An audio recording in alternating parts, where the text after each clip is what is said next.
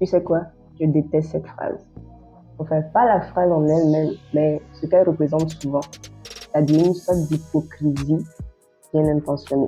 Je t'explique. Beaucoup aiment qu'on leur souhaite leur meilleur vœu de bonne année, de santé, de succès, etc. Mais combien de gens ont vraiment pris la décision concrète de réaliser ces vœux? Pas beaucoup de gens, soyons honnêtes. Personnellement, je ne fais ces vœux-là que par obligation sociale. Et ça ne me fait rien qu'on me souhaite bonne année ou pas. Alors non, je ne vais pas te souhaiter bonne année dans cette vidéo. Pas en tout cas avant de t'avoir partagé ce qui aide réellement à vivre une bonne année. Parce que tu vois, en ce qui me concerne, sans vouloir me vanter, mes vœux de bonne santé sont déjà effectifs depuis longtemps. Je n'ai pas mis un orteil à l'hôpital en 2025, ni eu à prendre le moindre Doliprane. Zéro.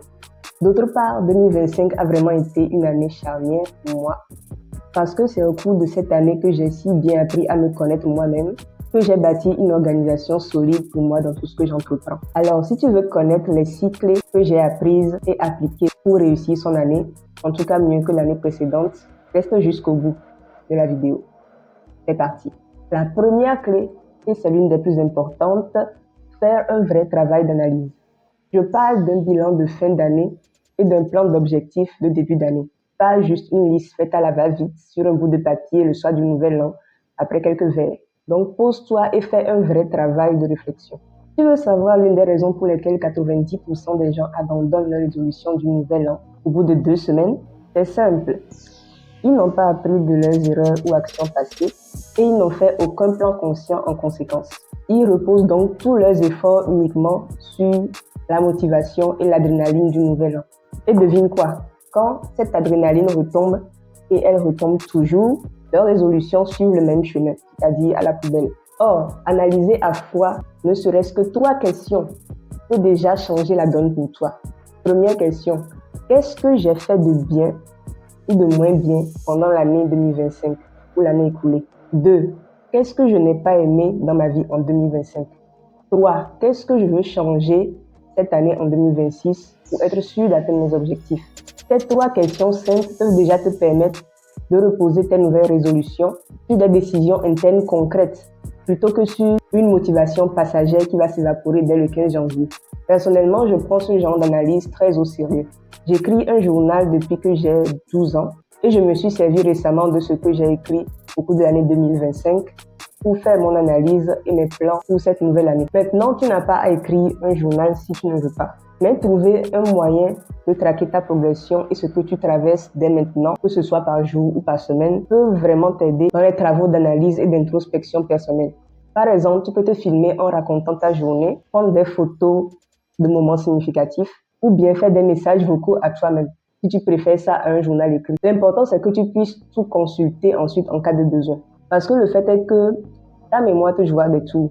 Tu oublieras souvent ce que tu as ressenti, ce qui a marché, ce qui t'a bloqué. Mais avec un système de tracking comme ça, tu auras tout sous les yeux. Donc, je t'encourage vraiment à faire ça. Deuxième clé pour passer une bonne année, te focaliser sur un objectif prioritaire et un objectif secondaire qui entretient la volonté du premier. Là où trop de gens pêchent, et je mets la première dans le lot, j'ai fait ça tellement de fois, c'est de vouloir tout faire en même temps. Tout ce que tu ne faisais pas et que tu as procrastiné en milieu d'année ou fin d'année dernière, tu veux subitement tout reprendre parce que c'est une nouvelle année, que tu es motivé, changer une habitude, faire du sport, te lancer dans un business, reprendre une activité, laisser de côté, voyager, glow up, lire des livres, etc. Et tout ça de manière équilibrée en voulant être le ou la meilleure tout en même temps. Or, tu sais aussi bien que moi, parce que je sais que tu l'as déjà fait, on l'a tous fait, que ça ne fonctionne tout simplement pas. On finit tous par être submergés par la masse de choses à faire et on abandonne tout. Ce qui fonctionne mieux et que j'ai testé sur moi-même, c'est de choisir d'abord un objectif prioritaire et un objectif secondaire.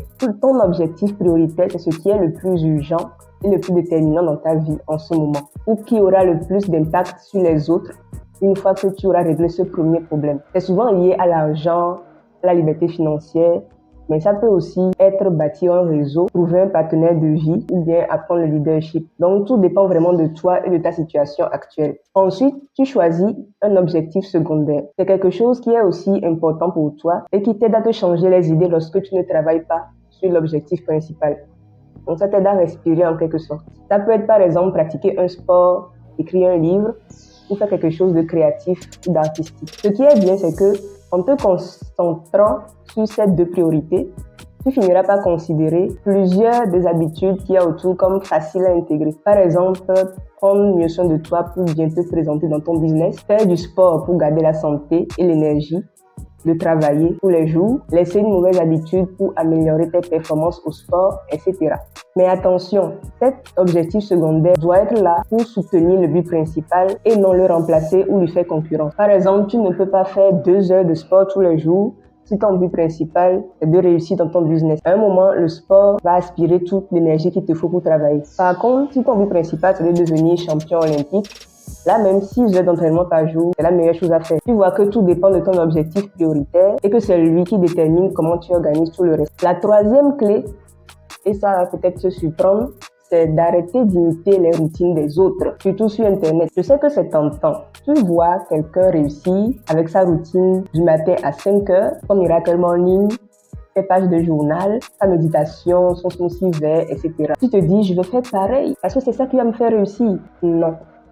Concentre-toi plutôt sur les systèmes qui fonctionnent vraiment pour toi. Tu dois intégrer que chaque personne est différente et celui ou celle qui a le plus conscience de ce qui le différencie et s'en sert dans son intérêt au lieu de lutter contre, réussit beaucoup mieux que ceux qui font du suivisme aveugle.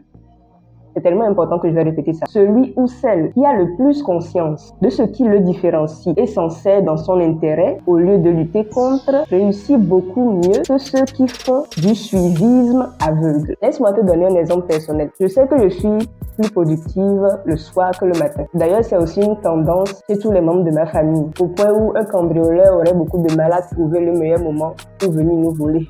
Donc, toutes les fois où j'ai essayé d'imiter ceux qui se lèvent tôt le matin avec leur Miracle Morning, je n'ai pas tenu longtemps. Je gaspillais mon énergie tellement je me forçais pour que ça marche. Et en plus, l'habitude ne s'installait même pas puisque c'était juste pas dans ma nature. Pire encore, je n'étais pas productive en imitant cette tendance. Mais depuis que j'ai commencé à utiliser cette particularité de plutôt charbonner le soir, je fais facilement 6 à 8 heures de travail sans même m'en rendre compte. C'est juste naturel pour moi. Et ce conseil vaut aussi pour l'alimentation, le sommeil, et plus généralement tout ce qui touche à ton énergie. Prends l'habitude d'observer ce qui te met dans les meilleures conditions ou te donne les meilleurs résultats et reproduis les comportements que tu penses avoir les meilleurs impacts. Quand je passe une journée exceptionnellement bonne, par exemple, j'analyse aussitôt le soir venu pourquoi c'était comme ça. Donc j'essaie d'identifier et de reproduire exactement le lendemain ce que j'ai fait pour pouvoir revivre ces bonnes sensations. De même, si mon énergie a baissé de manière anormale, j'essaie de voir ce qui a causé ça, que ce soit un comportement, un aliment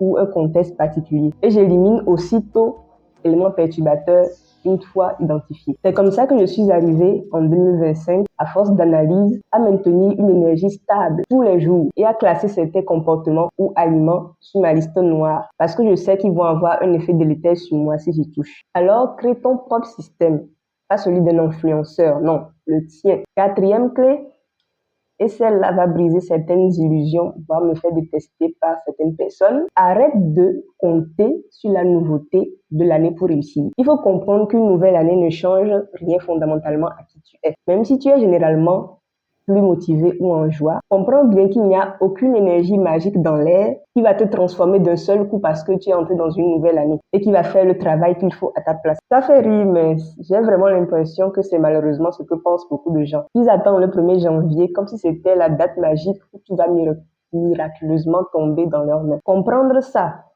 c'est-à-dire que la nouvelle année n'est pas magique, devrait te pousser à faire les choses le plus rapidement possible et surtout à considérer chaque nouveau jour comme le début potentiel de quelque chose de grand. Tout dépend de ce que tu décides de faire aujourd'hui même et de continuer sur la durée. Cinquième clé, qui dépend directement de la précédente, fais les choses aussitôt. N'attends pas les dates de début d'année, de mois ou de semaine pour faire les choses. Considère chaque jour actuel comme un jour de commencement potentiel. C'est cette philosophie qui m'a aidé à agir sans procrastination en 2025.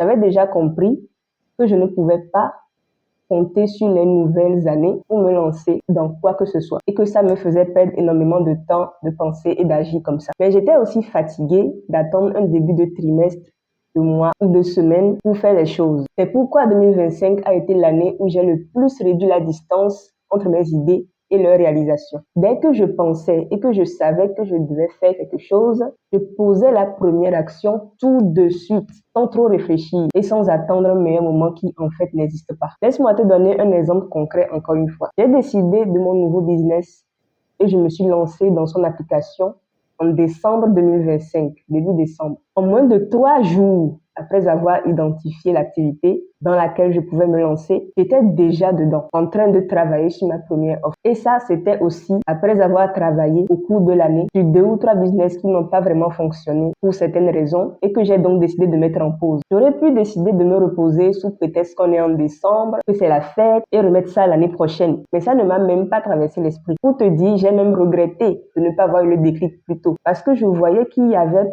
plein d'opportunités pour se faire de l'argent avec ce business en fin d'année et que beaucoup en profitaient en cette période. Mais puisque je venais tout juste de me lancer, je n'étais pas encore prête à entrer dans ce game. Du coup, j'étais un peu frustrée. Mais je me console parce que cette année, je sais que je serai prête et même mieux préparée que beaucoup de gens. Tout ça pour te dire que tu ne gagnes absolument rien à attendre avant de te lancer dans une activité ou une résolution alors que tu ne fais rien aussi en attendant. Il n'existe pas un monde où tu regretteras de t'être lancé ou d'avoir appliqué quelque chose aussitôt après avoir eu l'idée ou l'information dans ce sens. La seule exception, et c'est important de le préciser, c'est si tu es déjà très occupé à faire quelque chose de plus important et qui t'apporte plus de résultats que ce que tu peux espérer avec ta nouvelle idée. Dans ce cas-là, oui, finis d'abord ce que tu as commencé. Mais sinon, lance-toi. Maintenant, pas la semaine prochaine. Aujourd'hui, 6e et dernière clé, fais un vision board. Et non, ce n'est pas un truc de développement personnel superficiel. Quand c'est bien fait, ça marche vraiment. Un vision board t'aide à voir et à te projeter dans la vie que tu veux vraiment. Pour toi, dans 1, 3 ou 5 ans. Il est là pour te rappeler ce que tu veux obtenir et te maintenir dans la voie pour l'obtenir. Mais attention à bien comprendre comment ça marche. Il apporte de la clarté par rapport à ce que tu veux et te pousse à l'action qui correspond pour obtenir cette chose. Il ne va pas amener magiquement cette chose dans ton existence juste parce que tu regardes de belles images tous les matins. Donc, c'est un outil de clarté et de rappel, pas de la magie. Pour commencer simplement, tu peux choisir de faire ton vision board à partir de ton objectif principal, donc celui sur lequel tu vas mettre le plus de focus et d'efforts, et aussi ton objectif secondaire. Prends des images sur Internet, Pinterest par exemple, qui t'évoquent ou te rappellent tes 2 objectifs. Ensuite, agence ça dans un modèle Canva, en format portrait si tu veux le mettre en arrière-plan de ton téléphone. Et ensuite, imprime-le et affiche-le où tu pourras le voir souvent. L'idée, c'est que à chaque fois que tu le vois, ça te rappelle pourquoi tu te lèves le matin, pourquoi tu fais des efforts et où tu veux aller. Voilà, tu as maintenant les clés qui m'ont aidé à faire de 2025 ma meilleure année jusqu'à présent. Pour résumer les 6 clés rapidement, 1. Fais un travail d'analyse et de planification. 2. Focalise-toi sur un objectif principal et un secondaire. 3. Crée des systèmes personnalisés qui fonctionnent pour toi. 4. Arrête de croire que la nouvelle année est magique. 5. Agis immédiatement sans attendre une date particulière. Et 6. Utilise un vision board comme outil de clarté. Maintenant que tu as ces clés, c'est à toi de jouer. Parce que les vœux, c'est bien, mais l'action, c'est encore mieux. C'est tout pour cette vidéo. Je te souhaite donc de faire ce qu'il faut pour vivre et mériter une bonne année 2026. Si cette vidéo t'a aidé, dis-moi en commentaire laquelle de ces 6 clés te parle le plus. Ou bien partage ton propre système qui fonctionne le mieux pour toi. Et bien sûr, abonne-toi si tu veux plus de contenu comme celui-ci. Bye!